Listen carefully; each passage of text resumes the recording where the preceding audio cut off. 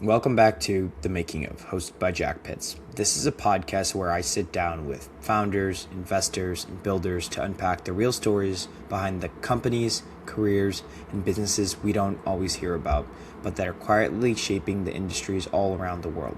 Today's guest is Niilo Pirttijärvi.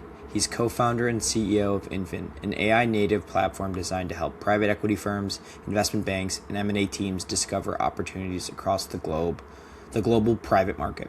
Niilo previously worked in consulting and private markets research at McKinsey Company, where he saw firsthand how manual and time-intensive deal sourcing and company analysis could be. In 2022, he and his co-founders set out to build Inven to change that. Today, Inven's platform analyzes millions of private companies around the world and is used by hundreds and now more than 1,000 investment banks, private equity firms, and corporate development teams to identify acquisition targets and analyze markets faster than traditional research methods. In this episode, we talk about how AI is transforming deal sourcing, the challenges of building reliable data infrastructure for private markets, and what it takes to build and scale an AI startup in today's competitive landscape. Niilo also shares the story behind founding Inven, lessons from the early days of building the product and landing customers, and why relationships still matter so much in private equity and M&A. So whether you're interested in startups, private equity, or the future of AI and finance, this is a conversation you don't want to miss. Let's get into it. Awesome. Well, thanks so much for being here. This is the making of, I think, kind of for episodes like people like yourself who, are still building a career. We're going to do in the making of, given, you're building still. But, really appreciate you having on. Thank you, Jack. Excited to be here. Yeah, how's your Friday going? Give me some of the highlights of the week. Highlights of the week. I mean, the big highlight was that February was a record month for us. So we got to celebrate that over the weekend. So that was really nice. And then the week has been about starting back from zero, the sales of this month, and starting to scale it up from there. Yeah, what was so good on like for last month in February? And also, if you want to give the audience like a little overview, I've explained to them what Inven is, but Yeah. just kind of hey story, what we do. Yeah, so very short form is that we're a B2B SaaS tool. We're an AI powered tool, especially for bankers, private equity people, consultancies to do their work more efficiently. So, whenever you need to do really complex analysis with really a lot of data, we help you do that with AI. And it's typically revolving around finding the right companies, analyzing those companies, finding data for the companies, but analyzing companies outside. And that's where we really shine. And that's where we have a SaaS product and 1,000 customers and so on.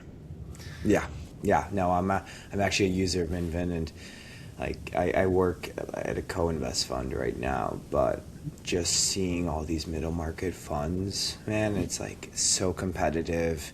Yeah. I think capital's commoditized now, in my opinion. So you really have to have an edge, and you see kind of like what Shore Capital has done. My brother's at I think they're an Apex back platform, where Hmm. all they do is source these tiny sub 2 Yeah. million EBITDA businesses, and like I think that's the way the industry's going.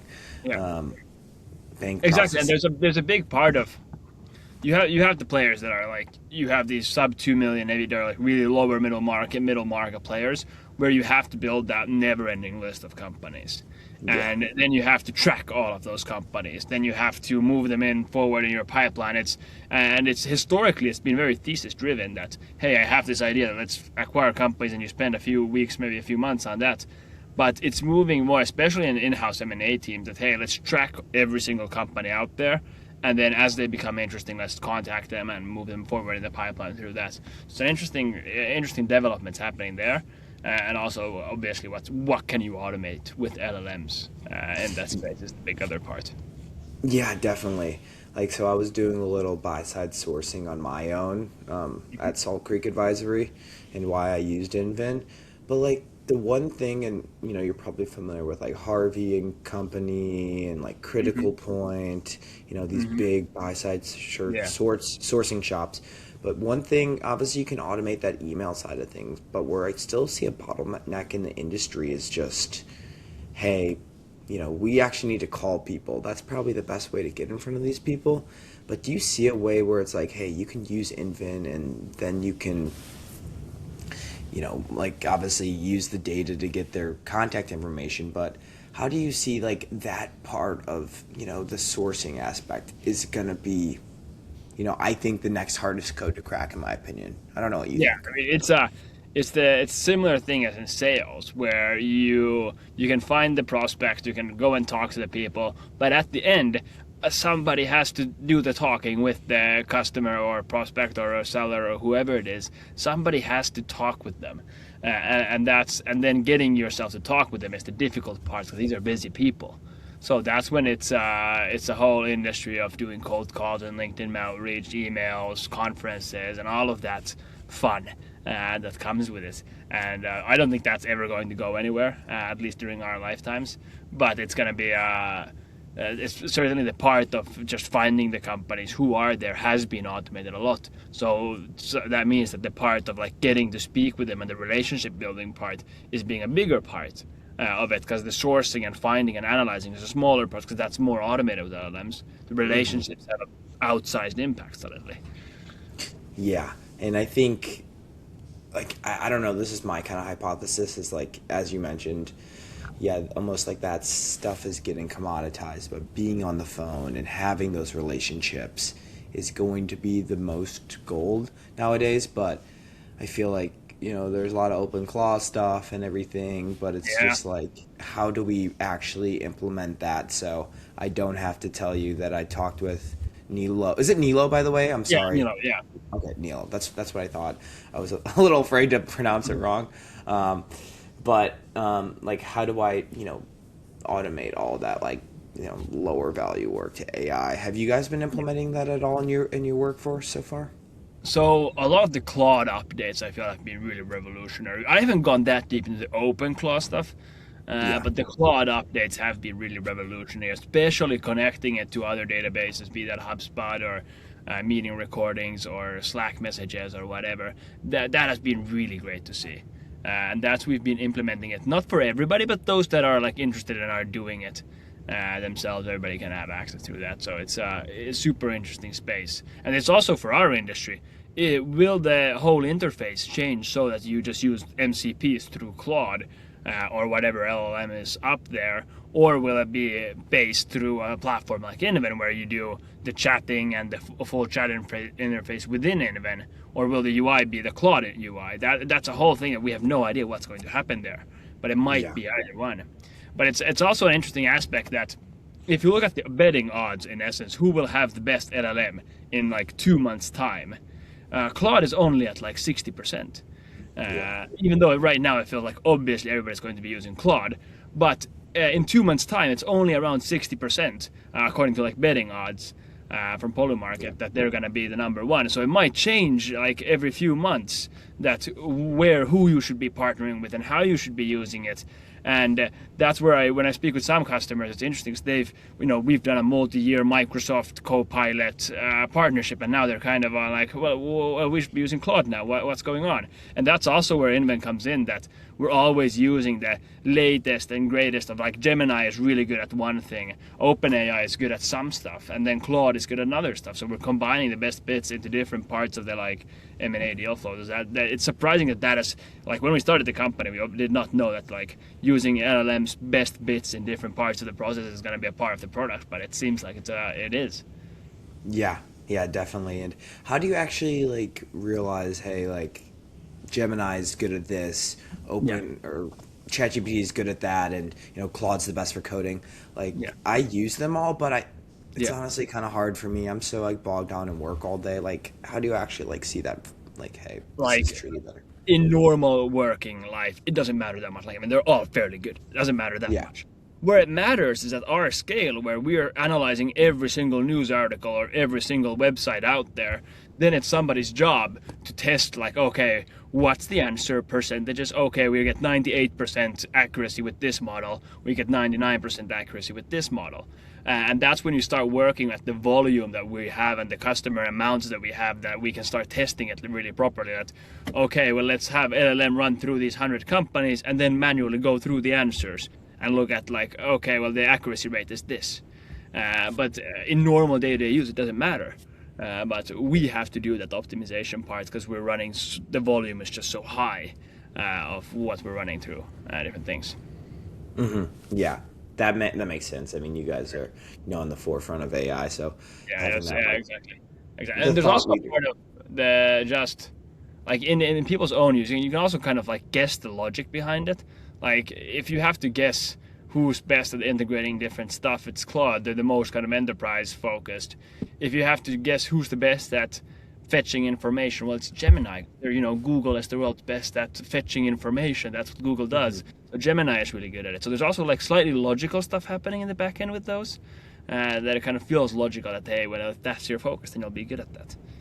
Yeah, that makes sense there. And like, what is your background? Like, if you could explain that to the audience, like, how did you kind of get into the seat that you're in now? Obviously, Inven's, B2B SaaS, deal sourcing, but like, you're still young. What are you, 20, 26, 27? 27 or 26, 26 or 27. But it's, I mean, the startup interest came for me when I went after the army, I went in directly to a startup. And back then I thought I was applying to like a random company. I didn't know it was a startup. It happened to be one of the hottest startups in Finland. So that was good luck. So that's where kind of the startup bug hit me. And then on top of that, I went to and worked at Slush, which is a big startup event. So that also had a big impact. And then working at VCs. And after that, I did the classic, investment banking internship. Internship at McKinsey doing mostly private equity client work. So that's where the industry-specific knowledge and interest started coming in.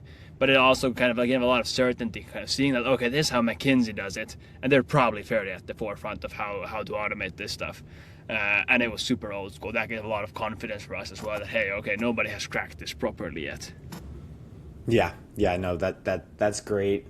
And like you were at McKinsey, obviously like working with these like private equity clients, you had a bit of the startup, that's like what your first foray into the corporate world was, or not corporate world, just working world. Like, a lot of people, McKinsey's great job. Like what really decided you to be like, hey, like I want to take a risk. I see this, let's go build like, you could have a prestigious job. Oh, I work at McKinsey. Yeah, I mean, it was a big question mark, obviously. And I mean, I loved working at McKinsey. It was really fun. The people were fun. There's still a lot of parts of it that I miss. But for me, I always wanted to start a startup. It was kind of like, how some kids want to grow up and be an NBA player. Well, I kind of wanted to start a startup, and that's the conversation I had with my co-founder. Like, if this is what we've wanted to do as kids, what are we doing if we're not starting a startup out of college?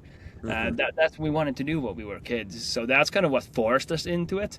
But in reality, it was a coin flip. Like I could have, on that day when we had that conversation, the conversation could have gone the route like, okay, let's start grinding and become partners at McKinsey and BCG. We could have gone that route as well. Yeah, and that's your childhood friend. That's Tommy, right? Yes, exactly. Tommy, my childhood friend, and then Echo is also from high school, part of the same friend group.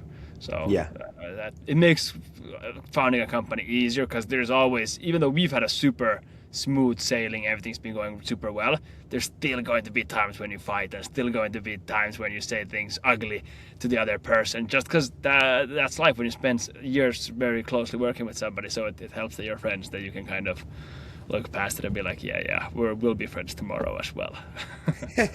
Yeah, no, definitely. Like literally, I know I saw something that said you and Tommy were, first grade together, which is just, literally from like day one, pretty much. And exactly. We really became like best friends on like 7th grade or something like that. And since then we've been doing stupid startup ideas, like what if we start a cleaning business, starting that by cleaning our parents' apartments, they pay for us. What if we did a business for, I don't know, growing crickets?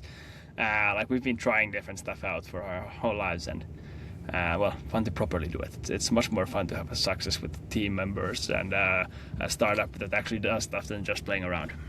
Yeah, definitely. And, great to do it with, people that have been with you since day one. And I have to admit, that's it's underappreciated, the fact that you're working with people who are your friends. I don't know how, Jack, who do you work with, but it's the fact that you're working with your friends. It's really nice. You see your friends more. Yeah. Yeah, it's like you're gonna be working, you're probably working 7 days a week nowadays, Yeah. maybe one day off here and there, but like you're gonna work with, you might as well work with amazing people, Yeah. that's the best part about it. And what's it like managing a team now too? Like, Invin, obviously you kind of raised your Series A couple Mm. months ago. Like, you're becoming more, serious. You're having to hire a bunch of people. Yeah. You're only 26, 27. Like, is that hard? I don't really know like Mm. how that works. It's much more fun, to be honest, at least for me. The early stages of a startup, especially for me in like a sales role, early stages of a startup, it's a lot about picking up the phone, contacting people, and then you have a meeting with them. And as a fact, when you're selling the product during the first year, the product is gonna be really shit because you've developed it for less than a year. So the Yeah. product is really bad. So as the time has gone by, okay, now we're selling a good product, not a bad product. And we also have a team of people that it's doing it, and we have a lot of customer relationships that are going with. The meetings with customers are more exciting. It's more interesting. The prices are higher, and also just in the beginning, I have to admit, it felt a bit like I'm cheating these people because the product we were selling, obviously, we were worse than the competitor back then because they've been working on it for years. We've been working for it months. Like it was just a fact. Like objectively speaking, they should not be choosing us, and that's where it comes down to like having really good customer success and really good customer support and that kind of thing. Because objectively, they are choosing a worse product back then. So Yeah. that's like that's something that I've started to enjoy more and more of having a proper team and doing things well and having a proper product and good service for our clients instead of just like a buy us because you like us type of solution. Yeah, yeah, definitely. And what was kind of like your first sale like you had at Invin? Do you like kind of remember it? You must have kind of been like, holy crap, like someone's, we've been developing this for a while, but hey, someone's actually gonna pay me to do this. That must have been kind Yeah. of, like, oh my God, wow, like Yeah. let's hit the ball running, hit the ground running. Yeah, it was good, but like surprisingly early. First weeks, people started saying. During the first week, somebody said yes, I think, in a meeting, or in the second week, or something like that. And obviously, back then the software was really bad, so we were augmenting it a lot with like good customer support. But that's why we had the conviction to move forward with it a lot more aggressively because we got those early indications that yes, okay, I can pay $1,000, let's say, a month for this. And that was a really good indication for us that okay, there's something worth building here because people are willing to pay for it.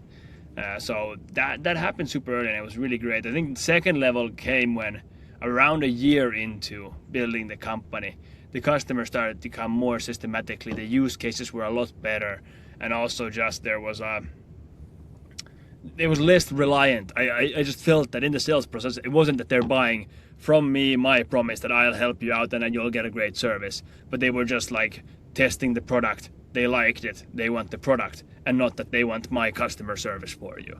In a sense. So that Yeah. it took a year for us to get to like a product that people like tested, liked. They're buying the product and not just the great support and us helping them solve it.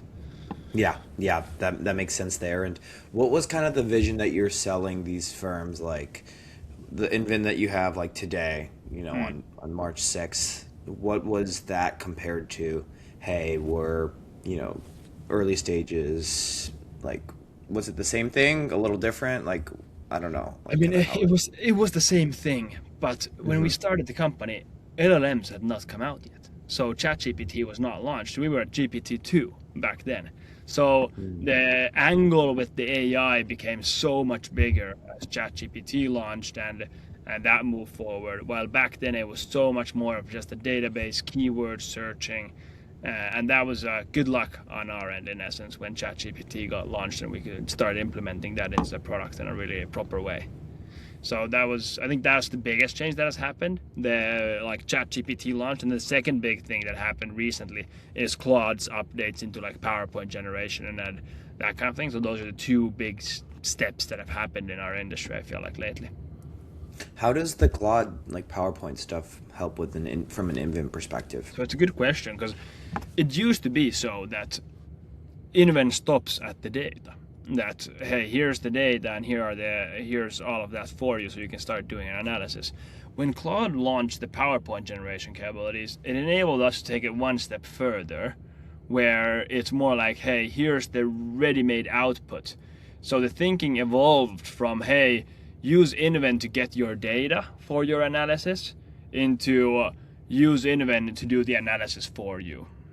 And it's like, at the moment, does it show that much in the product? No, obviously, it's been months, but this kind of stuff, it's complex products that takes years to build, but it just enabled us to take one step further, that instead of using Inven to get data on companies, you use Inven to do like a full-blown company analysis, and it's ready. And whenever there's a change like that in an industry like ours, it's always benefiting us, because we're the newcomer, we're the new startup, we're the ones disrupting these 500 million ARR businesses. They're never going to move as fast on it as we are. So all big changes are a big boost for us, and a bad boost for the competitors. Yeah. I think like a really cool use case could be like, hey, I see XYZ, like lower middle market company, having a slide with their information, their website, scraping all of that, and then, using Claude to send them an email and be like, hey, like, this is what I think your financials are. Here are some potential buyers. Here's how I could, provide, value to you, or something along the lines of that. Like I was doing. Just like taking it like a step further than it used to be, and that's a big thing. And obviously, from a sales perspective, just the fact that there's a lot of happening in our industry, suddenly it's like a top management type of topic as well to discuss. Like, okay, what are we doing with our AI at our private equity? So that just helps in the sales process, that we can start talking with the CTOs of the world instead of just the analysts who do the work. So that's a different format for us as well.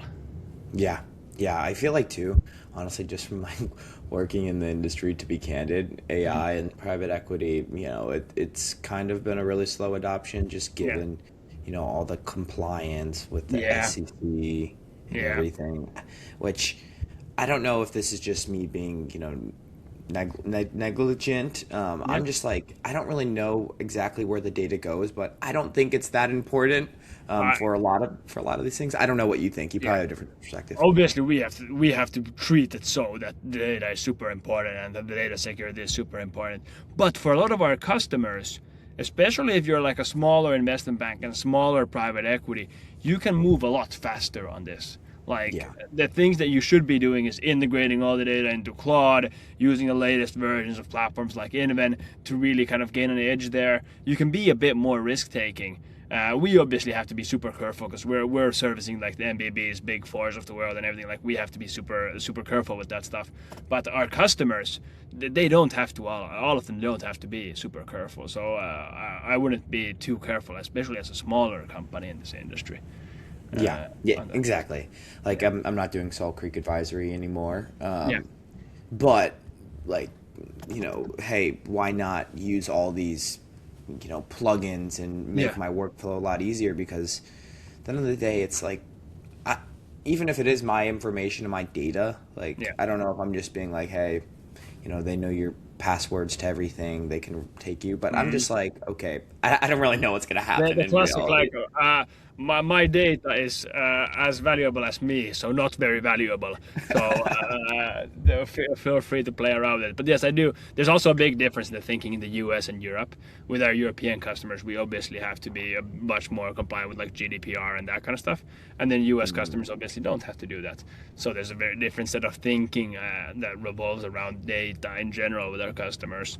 That some of them care about it and others do not at all. Yeah, that makes total sense, and must be just really interesting. Where kind of does the growth and kind of like revenue sit between US and Europe for Inven as a platform? Obviously, so US has always been around 60%. It used to be maybe slightly higher, but lately we've launched like private company financials with a very Europe specific functionality. So 60% is probably the right split. US, maybe 30% Europe, 10% rest of the world. But it's an interesting space where our product is slightly better than other products in like random countries, like Brazil, Argentina, and this kind of stuff. That's because our approach is AI, analyzing news articles, analyzing websites. It does not matter if you're a small company or a small country. We can just run it through the same systems. while a different approach where you have 300 analysts manually checking data, like adding one country means adding like 10 people in your head count and analyzing it manually. For us, it's the same. A news article is a news article, be that in Brazil or be it in the US. So that way our product is slightly comparatively better than other platforms in researching these more niche industries in niche countries. So that's why there's the 10% of the random countries out there as well as our customers. Yeah, that's interesting with like Brazil and Argentina. Yeah, You know, I mean these having are that. big markets. Like Yeah, Brazil is a lot of people. huge. Obviously, like there's private equities there, there's investment banks there, there's consultancies. Like there's no reason to just stick to the U.S. and Europe. Yeah, definitely. I think it's probably just like the group think of just, I'm in New York right now, but it's just like Yeah, everyone's just obsessed with New York and everything. And I think it's crazy. Like I saw something on liquidity like probably a couple months back where it's like there's more private equity firms than there are like McDonald's in yeah, America. Um, Probably like independent sponsors, family offices too. yeah. So But who it knows is a wild exactly? stat. It is a wild stat that private equity is so prevalent. But Yeah, maybe McDonald's market share has gone down or something with their latest TikToks, at least of the CEO. yeah. I don't know if you followed. There's been a McDonald's has had a fun where the CEO is eating a burger, and he takes 2 small bites according to TikTok, and people don't like it. Yeah, I haven't had McDonald's. The last time I went was I studied abroad. I graduated in May, but I was in London for last fall, and I would eat it there like occasionally, like maybe once a month or so, because it's like just better food quality. But I try not to eat it when I'm in New York, just because I don't know if you had it in America, it's not good. Yeah, I feel like there's a certain. Whenever I go to the US, I always go once to McDonald's. I feel like it's iconic. It's like when you go to Italy, you want to eat at the local Italian restaurant. And when you go to America, I want to eat at McDonald's Big Mac and get the full experience. Yeah, no, I totally agree. And how like are you coming to the U.S. a lot? I know you guys. Yeah, I mean, half of our sales team is in New York. Okay. One is in Austin as well. But so I'm visiting them every now and then. Two, not that often in the past year, but like generally speaking, I obviously half the sales team is there, so I gotta visit. Yeah, and just like how is it like, obviously you're kind of like CEO, co-founder. How do you like what do you think your day-to-day looks like? Like I don't even understand, you're leading and how many employees do you have? You guys have around Like 100, is 80, that right? Oh, 80, 80. 80 people, I think, something like that. We have Yeah. part-time people, so it depends on how you calculate part-timers. Hmm.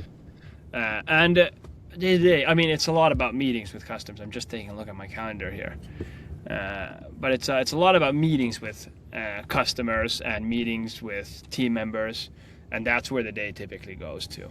On Yeah. top of that, it's the random sparring that you end up doing. But what do we do? I work a lot during the weekdays. I don't really do that much weekend work. It's more about like I work from 9 to 12 typically on the weekdays, and then try to have the weekends as off as possible. But then just like have no life during the weekdays. That's what works for me. Yeah, and how does that work too? Like obviously, you're working with your best friends, but something I'm trying to figure out is like, how do you, I mean, obviously you're growing this, working your ass off, but like, you do also want to, maybe meet, a lady or, the significant other and like have fun on the weekends. Mhm. But like, how do you balance that? And also you want to be healthy too, work Yeah, out, go to the gym. Like, how have you been balancing that as you're growing a startup? poorly is the right answer to it. I mean, we ordered to the office. I ordered lunch basically. I ordered dinner to the office, so I'm bad at it. But then it's about I'm bad at it is the answer. Just not doing it is the easy version of it. I have not cracked it. I have to admit. But I guess for me personally, I feel like my work-life balance is that from Monday to Friday I only do work, nothing else, and during the weekends I do the life part. That's what works for me, and it's also fairly easy because I can then have stuff happening on the weekends. I have a lot of friends in investment banking. They work approximately the same amount of hours, but it's sometimes on the weekends, sometimes during the days, and at random times. So even if we work the same hours, because they can't know if it's on the weekend, they're not able to plan their life with that. So that's what's easy when you're doing a startup, that you can kind of plan it more efficiently. But obviously, no life during the week is not nice either, but you get used to it. Yeah, definitely. And it's just, incredible the growth you guys had as well. You're That's been really nice. growing every single day. You just raised your Series A, Yeah, which was what, about 12 and a half or so? something like Um, that. Exactly. I don't Exactly. know, yeah, 11.2 million euro with in May. Like, how is that just like the fundraising side of things? Like, did you get rejected a lot? Was it Yeah. hard? Like, No, no. So the very first fundraise we did, we raised 125K. I don't think anybody rejected us. Basically, one person maybe. We talked with like 5, 6 people. One person said no. Everybody else said friends yes. and family? That was friends and family, but there were like small VCs included, and like the focus on people from university and that kind of stuff. Yeah. It was that kind of stuff. But yeah, that was like everybody said yes. We're like, this is easy, this fundraising. Then came our next fundraise. That was like the 1.5 million round. There, a lot of no's. A lot of no's. Once one said yes, then we started calling it. Then everybody else was like, yeah, we want to be involved in this. So that was kind of, but there were still first a couple of no's before we got to the yes. Yeah. So that happened as well. Then this latest round, it's getting difficult the larger the round goes. So this latest round, a lot of no's, a lot of pitching, until we got finally the kind of few VCs that really liked us, and then we could have a proper like competitive process in it as well. So we were lucky to have multiple VCs that liked us, but like there were like we did the approach of like let's talk to 100 VCs. Let's talk to 100 and see what they like. So and because the no's they come faster than yes, because yes takes months. Obviously you have to do DDs and stuff and discuss a lot, while the no's they come after a week. So you start off with the 50 no's into your face, and a lot of the time these 50 no's you know it's not bad because you start off with the like tier 3 funds, the ones that you're kind of like, yeah, technically we work into there, but like this San Francisco based VC fund that only invests into San Francisco has once made an investment to Europe.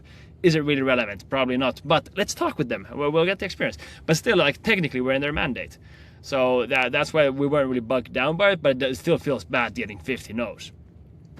Yeah, that makes sense. And what are the reasons why people say no? Is it like, hey, this is a Finnish startup, we're not familiar Well, with how it works? there's a lot of reasons, but most of the time we were only speaking to people that like had the mandate to invest. That's always the first step. Like, do they have the mandate to invest in this company? So we had like everybody had the mandate to invest here. So I'm a big believer that it's a skill issue from mine. I'm too bad at pitching. That's the real issue behind it. But probably things that were driving it as well. Some people had worries about market size. Some people had worried about teams. Some people had worried about the product itself. There's all kinds of things that you can worry about. Our figures were really good. Like we were growing like really fast, and our churn is amazing. Our customers love it. So that was the good part. Well, you can't. It's just it's a relationship game as well. So you sometimes you just meet 100 new startups every week. You can't say yes to all of them. Yeah, that's incredible. But I do think I honestly do believe like it's a big skill issue. That it's just about being a better pitcher and better at building that rapport with the VC. I think somebody could have closed them all. I'm just not that guy. I could only close but a few that liked us a lot.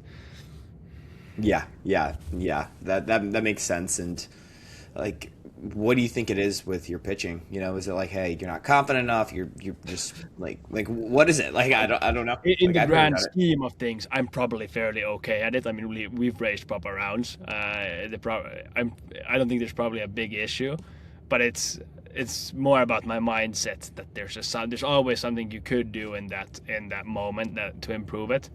And then I think the other part is being able to get that hunch that what does this specific VC like to see, so that you adjust the pitch accordingly. I feel like would have been an amazing skill, because you get like a good. I spoke with a VC. They told us they don't see the market size to be large enough. A classic reason. Well, it's just objectively there are competitors with 500 million of ARR. There's competitors with 2 billion of ARR. Obviously, if you have 2 billion of ARR, the market size is large enough. But Yeah. like the phrasing of what I made important in that pitch, I couldn't get the hunch that this person was that was an important thing for this person. So I don't know, maybe I'm just very big believer that you can do a lot in a call with a person and convince them there. But maybe it's also a lot of randomness. Who knows? Yeah, yeah, especially. And are all these calls on Zoom like what we're doing right Yeah. now, or do you ever go in person? First calls were all on Zoom. First call every time. Makes sense. Yeah. And then do you get to go in person at the end? Because, it's a At lot the easier end. to be like, hey, I'm rejecting you from here because, Yeah. but, if I At the go end, from, we obviously, everybody who said yes, we met them alive somehow. So that's it's a step in the process to meet the people live. I feel like if you're giving them millions of dollars or euros, you want to meet the people live, probably. yeah, yeah, definitely building that like relationship aspect Yeah. as well. And how, Yeah. how do they work with you too? Like, it's like, hey, you're investing in them too. It's like, Yeah. you've done this before. I want you to, take me to the next level too. Like, Yeah. obviously, you have to build a team, but you want their expertise on XYZ. Yeah, I feel like the expertise that they give, especially on things that happen in all startups, that's where I see a lot of value. Like all startups have to hire, let's say, CFOs. All startups have to, I don't know, they face some kind of personnel issues where somebody's not performing or somebody's performing really well and they want to leave. They face this in all of their startups. And in this kind of scenarios that are fairly unique to us, like hiring a CFO or something like that, I don't do it often, then they've seen it a dozen times. That's where I feel like the most value comes out of it. The second big part is the part when we need more money from them and they're willing to give it. That's the second big part where I feel like, hey, now they're creating value for us. And those are the two big things. But then when it comes to very industry specific things and operating our company, it's really hard for them to comment on how we should operate the company because we obviously think about it all day, every day, while they do it a few hours a month or a week or a day only. So it's hard to be at the same level as we are with the kind of co-founders and core team. But the part that we do only once and they do a lot, like fundraising is a good another example, that they just do a lot more fundraising and they see the process a lot more, so their insights there are really invaluable. Yeah, like you said, just being able to rely on them for something that they've seen, Yeah. you know, Yeah, 50 times over. we've You're done like, a what? fundraise like this a dozen times. Normally it goes like this. It's a pretty good thing to know when you're doing your first fundraise. Yeah, yeah, just learning from those expertise Yeah. there. So you guys raised obviously, the series in May. Now it's March right now. Yeah. Like, how has it been going since then? Really Like, have you well. been? We've been growing a lot. That's the important stuff. We have a saying inside the company that if you're bringing in ARR and the product is improving, nothing else matters. And well, we've brought in a lot of ARR and the product is a lot better. So I guess we're moving in the right direction. And it's just a matter of doing this faster. Yeah. And who kind of have you guys been going after? Like, ideally, like, is it like those? And like, I think the best market personally is like, those lower middle market sponsors where, hey, we're not going to be able to pay top dollar. We need a sourcing edge. And that's what I really think. It's like, unless you're going to pay these top paying processes and you're a huge mega fund, Yeah. it's like, how are you going to win? I Yeah, think. I mean, from our we have over 1,000 customers. Obviously, the vast majority is going to be the middle market players because that's just where there's more companies. But the interesting aspect that we're going after right now a lot is the bigger players in the space as well, and more of the enterprise deals. Hey, how do we Big Four is a good example. How do we partner with Big Four to get their corporate finance teams the same capability that all the small investment banks are already using? But that requires selling to a Big Four company, which has a lot more processes and a lot more procurement stuff and that kind of things in that. And that's something we're going after right now, and that's interesting to see how that's going to develop, as they are a big part of especially if you look at like consulting. A big part of management consulting is probably the top 10 firms compared to investment banking, where it's a lot more fragmented. Yeah, yeah, definitely. And getting into those huge corporations obviously are going to be really where it like pushes the ARR. Yeah. Nice. Hopefully, Yeah, let's see. yeah. Fingers crossed. That must be fun. Do you get to do any sales yourself? Like, Yeah, yeah. a lot still every month. A lot. I do maybe half of what our average sales rep does in terms of sales every month.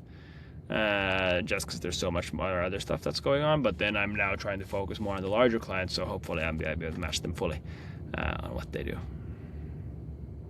Yeah, that's awesome. Just still getting to have, hey, I'm rolling up my sleeves. Yeah, I mean, Working at, you have to do it in kind of, otherwise how could I tell the product that this is what the customers need and this is what they really want? Yeah, I know what our customers, I've spoken to them for a long time, but you can't really say it with the latest features and full certainty that this is where the direction should be going towards if you're not doing it so much yourself. I feel like that's just it's a must for a company like ours. yeah, definitely. And do you guys use Inven to source like potential companies to reach out to? Like, hey, Yeah, we do it, but we're not like a B2B sales tool. We're not the fair, best at being B2B sales, but obviously makes because sense. it's our own product, we do it because we know how to use it so well. Yeah, But it's maybe 5% of our revenue is like B2B sales related use cases. But in those yeah, cases, like if it's a B2B related use case that revolves around M&A, let's say you're a, I don't know, IT consultancy that specializes in carve out projects. Okay, hmm then it makes sense to use Inven because finding the carve out projects is really difficult without a industry specific platform. But when you're doing normal sales, there's sales platforms and there's these M&A platforms. They're different tools, very yeah. adjacent, but they're different tools. Yeah. I mean, that makes total sense. It's like, just a different realm of ballpark of where you want to play. And one thing too, another question I'm interested, like any like cool success stories from like hey, XYZ private equity firm, obviously don't have to say the name, but using your platform, sourcing deals. Like I always think that's really cool. Like, I had good success calling people, running email campaigns on Inven. Yeah. And just kind of incredible what you can do, and the list building is just incredible, Yeah, of like, yeah, hey, I exactly. didn't even. The most of the stories that we get are typically from the smallest companies because they can share the most. So the best examples are search funds where they can say like, "Hey, we took Inman into use. I did sourcing with it. I found an acquisition. We did the acquisition, and now we're super happy that we're running this company." Those are the best use cases because a KKR will never give that for us because it's such a large transaction. Maybe we played a small part in it. Who knows? But it's so much more debatable. But search funds and really smaller middle market private equities, that's where we get the kind of very concrete, like, hey, we had not heard about this company, we found it on Animan, we got the email, we sent them a message, they replied, and they can really kind of track it down to the actual usage. So that's where we get the kind of most beautiful success stories in a way. Yeah, I mean, makes sense. And I've already talked about that. Like, I think that's where the market's going to be going. Like, there's not really any transactions getting done in the middle market. So like, you're going to have to go down lower middle market and do what a Shore Capital is doing with like Mission Pet Care and all of their incredible roll ups. And Yeah. they've been so successful. So that's where I think the market's going personally. Yeah, But it's all super. What are your thoughts on? Because there's happening a lot of these mega deals, especially with IPOs. mhm. Have at least there's speech about like these mega IPO deals happening with SpaceX's and the AI tools and that kind of stuff. And at the same time, all the large private equities are like slower to exit their funds than they've ever been. And then there's slowness just kind of in the middle. But then in the very mega deals and then on the small deals with the really kind of roll ups, there's a lot of happening in both those ends. Well, I don't know. What are your thoughts on that? Is that just like a temporary thing, or is that how do you view it? Yeah, I mean, I think personally right now, like when I was at the another fund that I was working at, something that kept getting pushed to us from bankers are like CVs, continuation vehicles. Yeah, You can't be in this deal for, or you've been in this company for 7 years, but some of your LPs need liquidity. We're going to use a CV. Someone's going to get the short end of the stick. So I just think the middle market's just such a tough place to play now. So I think it only makes sense to go lower middle market, and then do these small 1 to 2 million add-ons, just because the bank processes are hard. Unless you're getting it proprietary, you're going to be paying such a high multiple, and those add-on multiples are still going to be really high unless you can source it proprietarily. yeah, Yeah, exactly. So Proprietary sourcing is definitely becoming a bigger thing, and the relationship building and the kind of long-term thinking around it is also evolving a lot. So where mhm. I feel like this probably didn't happen that much in the past, where even like large-scale buyouts start talking to startups. I see it sometimes where like fairly late-stage private equities are sometimes talking to me with the idea like, yeah, well, in 5 years you'll be a large company. Then I need to know you so that we can have a proprietary deal here. Obviously, they don't say it like that, but that's the intention behind it. And that's interesting for me to see as a founder that it's starting super early how people, when people start thinking about the relationships that they're building. Yeah. It's also just interesting from like a business owner too. Like obviously you're focused on running your business, but you really are going to want to go through a bank process, even if you do have to pay a lot of fees because it's going to be more competitive and I'm going to be bidding against you and Yeah, hopefully you get top dollar. yeah, exactly. There's always that aspect, but it's also interesting from like a business owner's mind that the trust and relationships are so big part. Like if you know the deal will close with this person that you know and who's your friend almost, it's such a different process to have that thinking compared to having like a bank process and then you've never met this person and how are they going to run my company and what's going to happen for all my team members. That kind of stuff matters in an M&A process. So I don't think that, even though it's technically probably better for the valuation to always go with the bank's process, but from a Yeah. business owner's perspective, you care about so many other things as well that it makes. I'm certain that I'm obviously super deep in this space, so I'd probably optimize it a bit more than the average business owner.